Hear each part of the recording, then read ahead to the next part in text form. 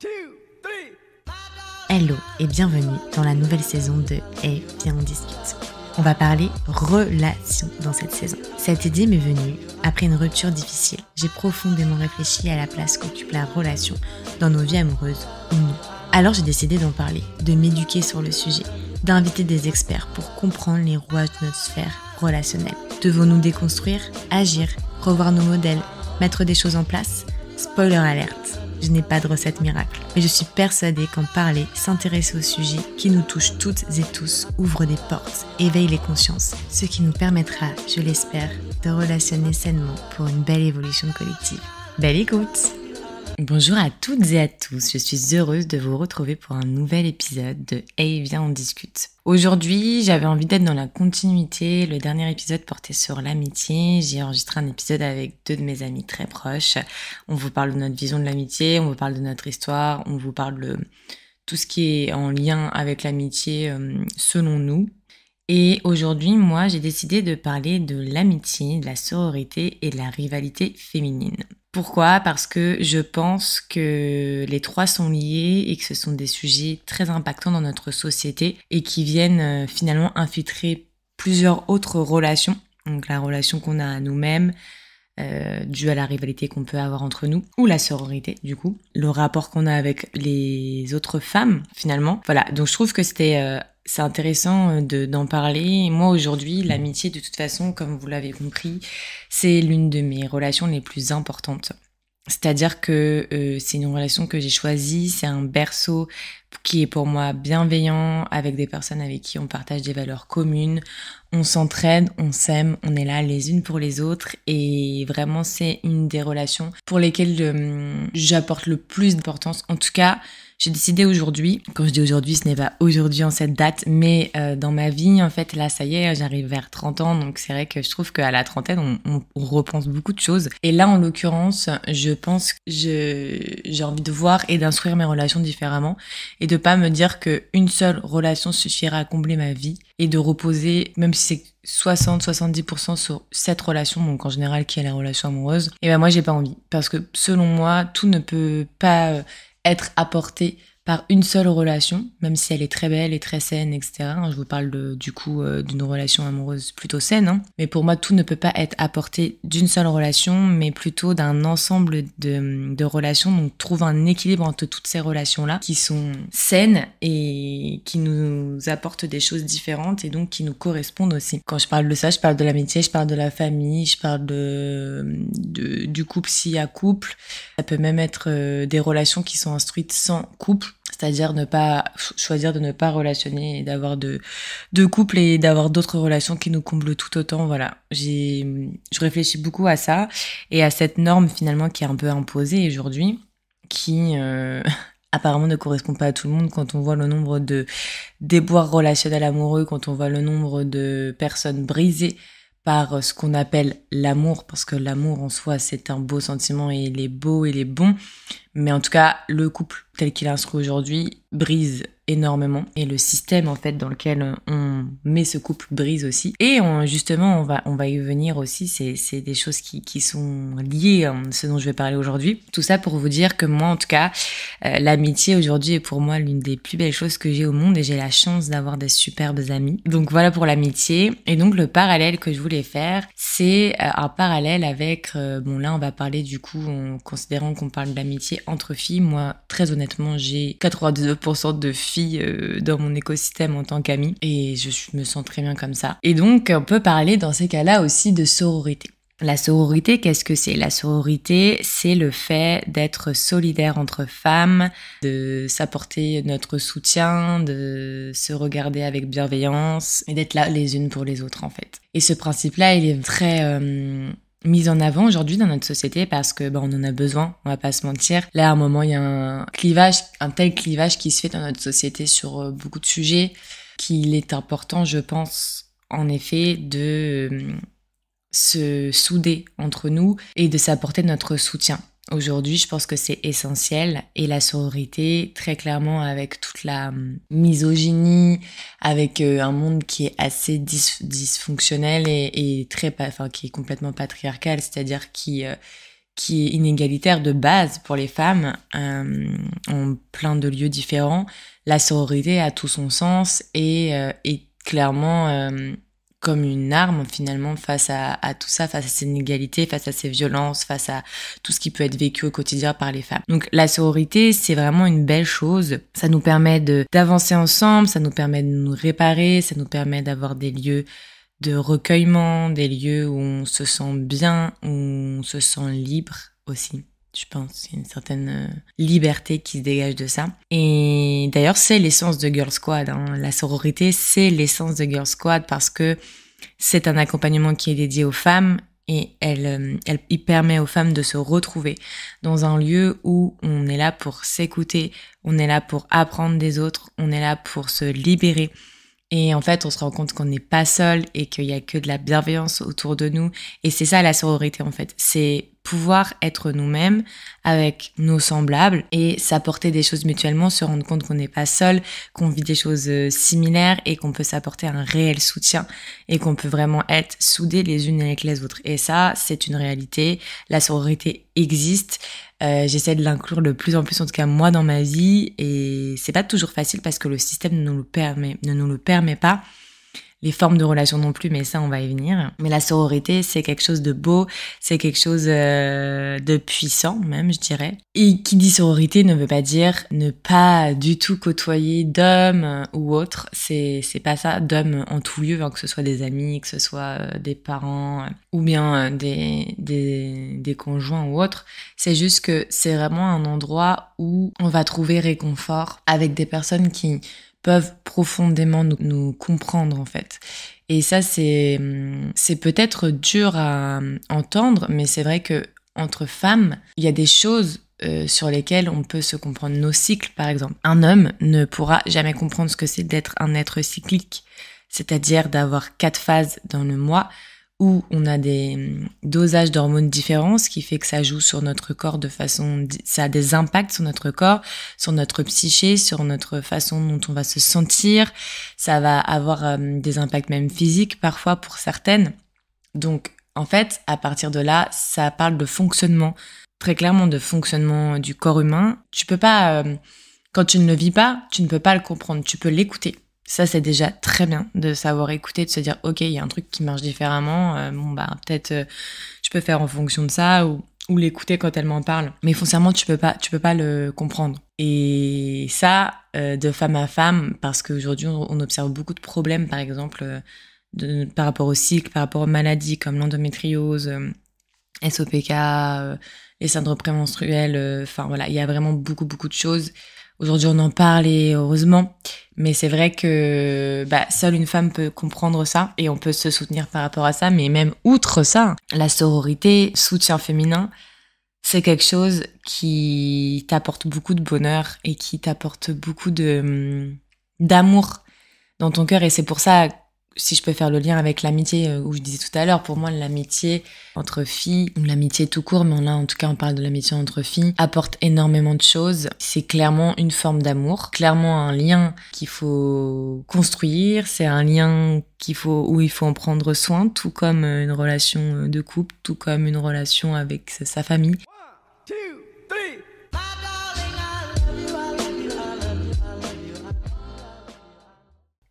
Et donc la question, c'est comment peut-il y avoir une si forte osmose entre les femmes, un si fort soutien, un si fort amour, et de l'autre côté, une rivalité si forte, si ancrée. Comment on peut être autant en concurrence les unes les autres? Comment on peut être aussi méchante envers les unes les autres? Comment il peut y avoir 2 concepts aussi éloignés, la sororité et la rivalité féminine? Les 2 existent. On va pas se mentir, on l'a toutes vécu, peut-être une expérience dans les 2 camps, ou peut-être pas, peut-être que dans un camp, parce que malheureusement, je pense vraiment que en vue de comment est instruit la rivalité féminine, il y a plus de chances que vous ayez, malgré vous, vécu la rivalité féminine que l'expérience de sororité. C'est pour ça qu'il faut venir dans Girl Squad pour en vivre une. Non mais très sérieusement, je pense qu'il y a plus de chances que ça soit dans ce sens-là et ça me semble très malheureux. Donc la rivalité féminine, en fait, c'est clairement un symptôme sociétal. C'est un symptôme de la société. Les femmes, elles sont éduquées à toujours faire bien, à toujours faire mieux, que ce soit parfait, que ce soit dans l'éducation de leurs enfants, que ce soit la façon dont elles s'habillent, dont elles se prennent soin d'elles, que ce soit la gestion de leur foyer, que ce soit pour dans leur travail. Voilà, elles sont éduquées à faire bien, mais par contre à prendre peu de place, mais à faire toujours bien, à être soigneuse, méticuleuse, à tout, voilà. C'est vraiment ce qu'on attend d'elle finalement. Et en fait, c'est comme si on avait l'impression qu'il n'y avait pas de place pour nous toutes, qu'on pouvait très vite être remplacées. Et ça vient directement faire écho. La valeur de la femme, elle est véhiculée d'une telle façon dans la société que en fait à tout moment on te remplace. En fait, si t'as pas les critères de beauté qui sont véhiculés dans la société, on peut te remplacer très vite. Ton mec il peut aller voir ailleurs, machin. Passé 40 ans, bon, t'es plus forcément le petit bonbon qu'on recherche, donc t'es passé. En fait, dans notre tête, on est remplaçable à chaque moment. Donc en fait, il y a toujours un truc de à tout moment je suis remplacée. Remplacée par qui? Par une autre fille. Donc ce qui instaure forcément une rivalité féminine. Ça, c'est une première chose. On nous compare toujours. Les femmes sont toujours comparées. Elles sont donc comparées, critiquées. Et donc ça, malheureusement, c'est un schéma que nous avons intégré. On a intégré le fait de se comparer. On a intégré le fait de se critiquer entre nous. Parce que un tel, elle fait ci, ça, t'as vu. C'est pas bien, ça devrait être comme si. Ah, c'est un comportement de... Vous devinerez le mot. Ah, voilà, il y a toujours en fait quelque chose à redire sur le comportement d'une femme ou sur ses agissements, sur ce qu'elle dit, sur la façon dont elle a envie de s'habiller. Il y a toujours quelque chose à dire. Et donc ça, c'est quelque chose que nous, on reproduit en fait de façon systématique sans forcément y réfléchir. C'est que quand tu y réfléchis, que tu ne trouves pas ça normal. Mais si tu n'y réfléchis pas, et ce qui peut être normal, on est noyé dans un système qui fait que en fait, on n'est pas poussé à réfléchir à ce genre de choses. Mais en fait, on est vraiment, vraiment éduqué à se regarder les unes les autres et à se comparer et à se critiquer. Et donc c'est ce qui crée vraiment une rivalité entre nous. C'est ici, selon moi, qu'on se perd parce que on se sent en rivalité sur des injonctions qu'on porte en fait, des injonctions sociétales qu'on porte de façon lourde, de toujours devoir bien faire, de prendre soin de tous, d'avoir un corps qui grossit pas trop ou qui maigrit pas trop, d'avoir de belles formes, d'avoir un visage bien entretenu, d'avoir des beaux cheveux, d'avoir ci, d'avoir ça. C'est déjà très très lourd à porter.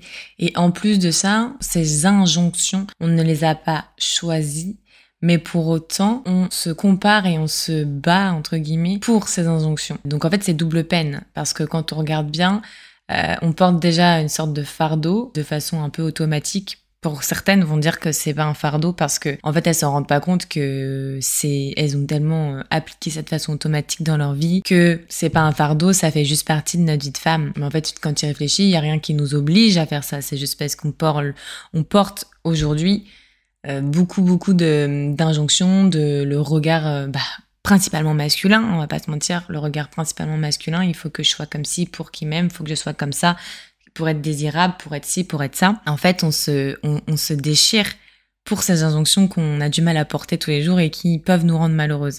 Et donc je trouve que c'est vraiment triste en fait de le voir comme ça et de se dire ah en fait ouais on n'a pas envie, pour certaines ça leur fait peut-être plaisir, mais certaines n'ont pas envie en fait d'être dans ces injonctions où on en marre et ils sont fatigués de ça, sont lasses de ça. Et en plus de ça, de se déchirer avec d'autres femmes pour le fait qu'elle fait ce truc-là mieux que moi, alors du coup je ne l'aime pas et que si et que ça, et tu vois, parce qu'on va forcément... Pourquoi en fait ce qu'il y a derrière le message, c'est on va plus la regarder elle parce que elle a mieux fait, j'en sais rien moi, son maquillage, ses épilations, elle porte des talons de 10 cm, moi je peux en porter que de 5. Peut-être des exemples à la noix, mais c'est des exemples qui sont réels en fait quand tu regardes bien et que tu analyses un peu la façon dont on peut se regarder entre femmes. Et en fait, on devient des menaces pour les unes pour les autres, ou dans la sororité on est des repères, on est des piliers, on est des réservoirs d'amour et de bienveillance. Bon, alors bien sûr, on n'est pas dans un monde de bisounours, on est d'accord, hein. Mais en tout cas, c'est ce qui est principalement mis en avant et ce qui est principalement voulu. Après, les personnalités, la relation humaine fait que il peut bien sûr y avoir des désaccords, il peut bien sûr y avoir des choses qui se passent pas toujours comme on aurait voulu, mais tout de même, la base de la sororité, c'est ça. C'est le soutien féminin, peu importe justement nos différences. Et il n'y a pas d'histoire de se faire de l'ombre. En fait, c'est ça. Il n'y a pas d'histoire de se faire de l'ombre, c'est justement briller ensemble. Et ça c'est la sororité. La rivalité féminine, elle concerne plein de choses, que ce soit dans ta vie de femme, on va en parler là, mais surtout, je trouve, par rapport au mec. Par rapport au mec, en fait, parce que c'est principalement la femme, elle est très objetisée pour l'homme. C'est-à-dire, elle doit être comme ci pour que l'homme la regarde, elle doit être comme ça, etc., etc. Et donc, on va se battre pour ça, en fait. On va se battre un peu pour ça. Et on devient des menaces. Et c'est très, très, très flagrant.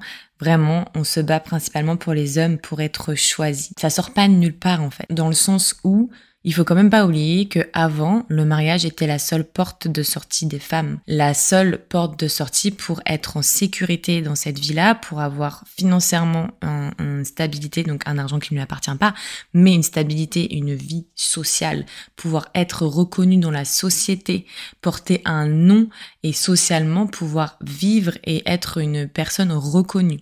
Le mariage avec un homme était la seule possibilité. Donc, ça, c'était il y a pas si longtemps que ça. Quand on repense quand même qu'une femme, j'ai peur de vous dire une bêtise, pour moi c'était en 1975. Avant 75, la femme ne pouvait pas avoir de compte bancaire, ne pouvait pas être indépendante financièrement. Aujourd'hui, vous allez me dire, mais maintenant les femmes elles travaillent, etc. Oui, c'est vrai. Cependant, aujourd'hui, on observe quand même des inégalités salariales, on observe des inégalités économiques qui sont encore là entre les hommes et les femmes. Et tout simplement, en fait, outre le besoin de sécurité et économiquement, voilà, être à deux, etc., d'avoir un homme dans sa vie, il y a le fait, toute cette psyché qui est construite autour de l'homme et du fait que si un homme m'aime, j'ai de la valeur. Cette question de valorisation, de se sentir quelqu'un, de se sentir vivante. Combien de fois on a entendu ce truc de « je me sens vivante quand il me regarde, je me sens vivante quand il m'aime, je l'ai dans la peau », comme si on ne pouvait pas être complète, qu'on ne pouvait pas être heureuse sans homme. Et c'est ce qui fait qu'en fait, on peut être super méchante entre nous parce qu'on part du principe que c'est un peu l'objet d'une vie de l'avoir ce mec-là ou voilà, c'est un peu l'objet d'une vie. Et donc, tout ça, faut bien le comprendre et c'est ce qui construit vraiment la rivalité féminine.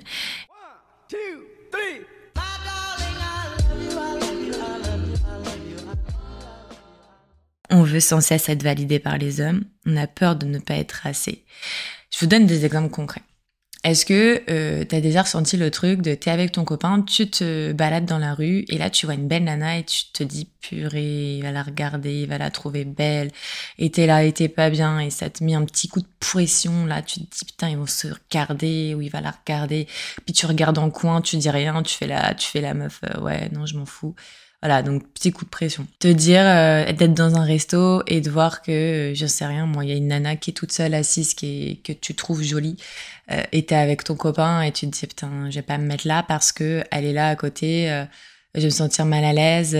En fait, comme si elle était une concurrente, alors qu'en fait, la nana, tu la connais pas. Tu juges que elle est plus jolie que toi, etc. Sous quels critères, et puis au pire, elle est belle, et alors, tant mieux pour elle. Et t'as peur qu'en fait, il soit pas à 100% sur toi parce que il y a cette distraction, cette potentielle rivale qui est à côté. Est-ce que ça t'est déjà arrivé de t'habiller et d'arriver dans une soirée et tu vois une nana que tu définis super jolie, bien habillée et te sentir en fait toute moche dans tes fringues et te dire en fait je suis ridicule, j'aime pas du tout comment je suis habillée. D'avoir, j'en sais rien, une copine qui shine à fond et qui est souvent regardée parce qu'elle a une personnalité qui est comme ça et de te sentir comme une moins que rien à côté, de te dire que tu vaux rien parce que personne te regarde, enfin surtout les hommes, que les hommes te regardent pas, que tu te sens mal, enfin... Est-ce que, dernier exemple, ça t'est déjà arrivé d'avoir un mec qui te trompe ou un ex qui trouve une copine très vite et que tu trouves très jolie et que tu te compares et que tu te dis mais elle a ci, elle a ça de mieux que moi, mais oui c'est pour ça qu'il est avec elle, puis elle a ci, puis avec elle il va changer, avec elle il doit être mieux parce que ci, parce que ça, enfin voilà, on est sans cesse dans la comparaison et on est toujours moins bien qu'eux. Mais en fait, si t'enlèves l'objet de la chose, s'il n'y a pas l'homme au milieu de tout ça, il n'y a pas de rivalité féminine. Quand tu regardes bien. Donc en fait, c'est toute une construction sociétale qui oblige en fait les femmes à se méfier les unes des autres peut-être même pour empêcher la sororité parce que ensemble on est très fortes. Donc est-ce que c'est pas construit dans ce sens-là? Je ne sais pas, j'ai un doute. Mais en tout cas, il y a vraiment ce truc de mettre les femmes en concurrence et de les porter à se critiquer, de se dire, même sur leur liberté, quand on va voir une nana qui est bien dans ses pompes, qui est là, qui est par exemple dans une soirée dansante, on la voit, elle danse, elle se préoccupe pas du regard des autres, elle est libre, elle se sent bien. Ah bah dis donc, elle est un petit peu chaude elle. Enfin voilà, très vite, très très vite. Mais en fait c'est de la jalousie. Parce qu'en fait nous on rêverait de pouvoir faire ça. On rêverait de se dire mais je m'en fous de comment ils vont me regarder, je m'en fous de ce qu'ils vont dire, j'ai envie de danser, j'ai envie d'être libre, j'ai envie de rigoler, j'ai envie de m'amuser, j'ai envie de profiter avec mon corps, enfin peu importe en fait, sans avoir une once de jugement. En fait tout est fait pour brider les femmes. Et les femmes sont l'instrument de ce bridage aussi. Et ça, c'est très important d'en prendre conscience selon moi. La question aujourd'hui, c'est s'il n'y avait pas eu l'objet de convoitise, c'est-à-dire l'homme, parce que c'est principalement autour de l'homme finalement que la femme se sent plus ou moins menacée par une autre femme. Et par conséquent, donc, la société patriarcale, la rivalité féminine serait-elle construite? Est-ce qu'elle serait de la même façon instruite dans notre société? Est-ce qu'il y aurait eu de la rivalité féminine si il n'y avait pas eu l'objet de convoitise qui est l'homme et donc cette construction d'une société totalement inégalitaire et patriarcale. Aujourd'hui, est-ce qu'on peut pas voir les choses autrement et adopter un monde de sororité? Et est-ce qu'il n'y aurait pas un impact direct sur notre monde si finalement on décidait plutôt de s'aimer, de se regarder, de casser ces codes de c'est comme ça qu'on devrait faire en tant que femme, c'est comme ça qu'on devrait se comporter en tant que femme, c'est comme ça qu'on devrait s'exprimer en tant que femme, et c'est comme ça qu'on devrait s'aimer en tant que femme. Est-ce que si on appliquait les règles de la sororité, c'est-à-dire être libre, s'aimer entre nous, avoir de la bienveillance les uns envers les autres, se respecter et finalement se soutenir, est-ce que on aurait les mêmes rivalités entre nous? Est-ce qu'il y aurait des menaces? Est-ce qu'on se sentirait menacé? Est-ce que si on se libérait de ces chaînes, de toutes ces injonctions et du regard des hommes, en fait, du regard des hommes tout simplement, de est-ce qu'il va me trouver comme ci, est-ce qu'il va me trouver comme ça, est-ce que je vais être assez bien, est-ce qu'elle est mieux que moi, est-ce que s'il n'y avait pas toutes ces questions de rivalité potentielle entre nous, est-ce que notre monde serait différent finalement parce que il pourrait plus jouer sur deux tableaux, il pourrait plus nous faire croire qu'on est moins bien qu'eux puisqu'on serait totalement à l'aise sur la question. Plus largement, la société ne pourrait pas nous faire croire que l'on fait mal, que l'on est à côté de la plaque parce qu'on est libre et qu'on instaurerait les choses telles qu'on l'entend et qu'on aurait le soutien de nos sorores, de nos sœurs, de nos femmes qui sont dans ce lien de sororité avec nous et qui valideront quelque part, parce que je crois que l'instinct de validation, il y a quand même un truc, j'ai l'impression qui est un peu pas obligatoire, mais la validation, elle est importante. Je trouve que la validation masculine, elle est pas bonne dans le sens où elle est pas, elle est pas créée sur les bons critères. C'est-à-dire que les critères qu'on nous impose dans la validation masculine, ils sont pourris. Hein. Ils sont pourris jusqu'à la moelle. Mais la validation sur certaines choses, ou en tout cas, être rassuré, se rassurer entre nous. Il y a des choses, par exemple, dans l'éducation des enfants, moi, je peux comprendre qu'il y a des mamans qui ont des questions, en fait. Qui a des questions et qui a besoin d'être rassurée sur le fait de faire comme ci ou comme ça, c'est normal. Mais est-ce que avoir la validation justement de d'autres femmes de façon bienveillante pourrait pas aussi nous aider à s'émanciper de tout ça? Enfin voilà, vraiment réfléchir à la question de sororité dans notre monde, est-ce que ça pourrait pas avoir un impact beaucoup plus grand qu'au-delà du fait de se sentir bien dans un groupe qui est déjà grand, c'est déjà très bien. Mais ce que je veux dire, est-ce qu'il y avait pas un impact un peu plus grand dans le sens où, en fait, on pourrait plus être utilisé de la même façon parce qu'en fait, entre nous, on serait solidaires. Je vous laisse réfléchir à la question et à répondre en commentaire sur Spotify si vous voulez, sur Instagram. Mais en tout cas, voilà, je vous laisse réfléchir à la question et surtout penser qu'il y a Girl Squad qui existe pour ce genre de questions. Moi, personnellement, j'aime amener ce genre de réflexion dans mes groupes. J'aime amener cette émulsion d'idées et ouais, finalement, de réfléchir à comment faire autrement peut-être. Et bien, Girl Squad le fait. C'est mon accompagnement collectif que j'ai créé pour qu'on réfléchisse et on avance ensemble sur nos relations, qu'on les conscientise et qu'on en crée qui nous ressemble et qui nous apaise aussi. Parce qu'on a le droit à la paix, en fait. À la paix et tout ce qui est et tout ce qui est rivalité féminine, etc. sont des questions qui nous empêchent d'être en paix dans notre quotidien. Donc j'invite à y réfléchir et surtout de le faire avec Girl Squad si vous en avez envie, parce que moi j'adore vous accompagner dans ce genre de réflexion. Je vous laisse sur ce beau final et j'ai hâte de vous retrouver pour les prochains épisodes. N'hésitez pas à me soutenir en mettant 5 étoiles sur Spotify ou sur la plateforme que vous écoutez, à commenter, à m'ajouter sur Instagram rose-éveil et à mettre plein de commentaires si vous avez envie de parler de ce sujet qui est très très très important. Je vous remercie et je vous dis à bientôt.